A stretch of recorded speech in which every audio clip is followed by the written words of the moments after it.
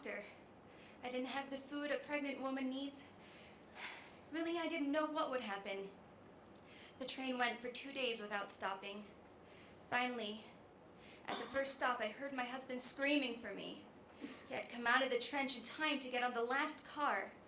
We got out in a big town that had already been liberated for a few months. We had brought clothing from Budapest to trade for food, and we exchanged with the peasant people and went on traveling back to Rakamaz, my village. It took us a week, and I had already told you the welcome we had, but we stayed in an empty house to wait for the baby to be born. We were the first Jews to return. There was no doctor in the village. I figured out when the baby was due, and when it was close to the time, we rented a horse and buggy and drove to the nearest hospital over 2 hours away. The doctor examined me and said I had a month to wait yet. I began to cry because I was afraid to go back, afraid they wouldn't sell us food, afraid they might even hurt us. The hospital was full of soldiers, and there was one doctor and an intern to take care of them all. But I cried so much, they let me stay. I was in a room with a Russian woman, a soldier, and her comrades were visiting her all day and night. They were there when I came back from the delivery room, and I'll never forget how this Russian picked up my little girl, just born, and began dancing with her. He put her in his boot and played with her as if she were a toy. I was so afraid I started to cry, and everyone told me to shut up and be quiet because I was drunk and just trying to be friendly. I couldn't wait to get out of there. 2 days later, my husband was back with a horse and buggy. We stayed in my old village for a year, waiting and hoping for the papers to come to America. Our relatives wanted us, but the Hungarian waiting list was the longest. They first took the people who had a mother or a sister, and we just had uncles, so we were at the end of the list. The only solution was to go to a DP camp in Germany, and we went and waited in Landsberg for 3 years. Under the Truman administration, we came as displaced persons, not as Hungarians. By the time we got on the army boat to New York, there were 4 of us. Our son was born in Germany in 1948. That little baby grew up in the United States, got married, moved to Israel, had 5 Jewish children, one of whom is myself.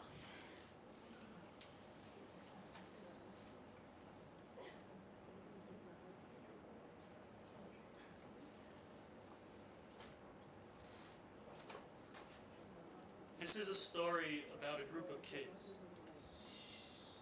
It is hard to believe it, but every word is true. They were my friends, and the last time we were together, we made a vow. One of us will live, they will tell what happened. I see their faces in the night. I hear their voices all day. I walk in the street, and there they are. When I walked in their camps, I was sure the Germans were going to be successful. When the war will end, there will possibly be 5 of us, maybe 10, but probably only 5. The single ones out of 11 million. After they find us and feed us, they will put us in a big museum in the middle of Europe, a museum for Jews. There will be the remains of the past, and people will see the last of an extinct race. More than 5 of us managed to pass through this hell and survived. But I still feel like an item in a museum. The rest of the world stands there on the other side of the glass, and I stand here alone, lonely and different. And I cannot understand how this happened, that I am still here and they are all gone. Where did they go? When I returned to Warsaw, there was nothing left, not even a street sign. And I can't stop asking the question, why me? Sometimes, late at night, I see their faces, I hear their laughter, and I feel a little bit of what I felt then. And I know everything is all right. That is what is most important. That I am alive, and the story lives on so that they will never become one of the faceless and anonymous dead. Only I can tell how they died. This is my mission for the rest of my life. I am the survivor.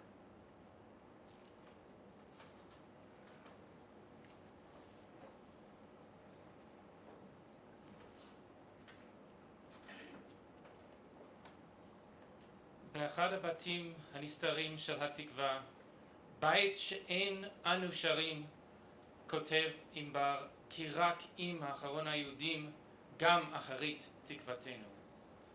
האומנם יוכלו האסירים המעונים באושוויץ שרק שק אור כיסא על עצמותיהם היבשות, לשמור על זיק תקווה? האם מותו של העם לא היה ברור? מי שלא היה בפלנטה האחרת אינה יכול לענות לשאלה זאת. הפרטיזנים היהודים היו שם, וענו על כך. אל נא תאמר, הנה דרכי האחרונה. גם אלה שבמותם כתבו יהודים נקמה, הם בטוחים בעתיד. הם סרבו לקבל את קביעת המוות של העם, למרות שכל בר דת היה מקבל זאת. המנון התקווה מהווה דרישה לעמידה אבסורדית, להמשיך להאמין בעתיד, כאשר סמים מכוסים בעננה מחשיכים את אור היום. התקווה מההווה, דרישה לאדם להאמין, אך היא מהווה גם מחאה. אחרים ימשיכו את המפעל, ובהם אנו נחיה. כאשר יום יום נפגעים אנשים ומשפחות שלמות מאבדות את שמחת החיים, ולפעמים אף את טעמם. מהווה התקווה דרישה חיונית מכולנו. הנביא מנבא בשמו של הקדוש ברוך הוא, הנה אני פותח את קירותיהם, והעליתי אתכם מקירותיכם, עמי, והבאתי אתכם אל אדמת ישראל. The audience is asked to rise for the singing of Hatikva. בשירת התקווה הקהל מבקש לעמוד.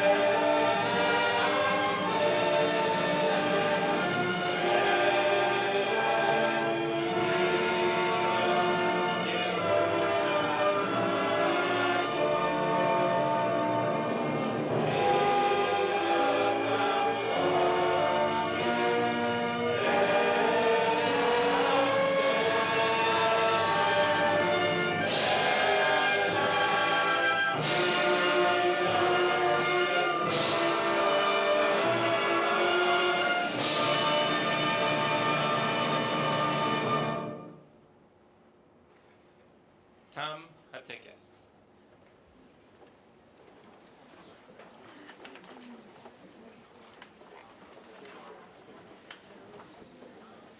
We're now going to have a short 10-minute break before the performance itself, so if people want to go out and use the restroom or grab drinks.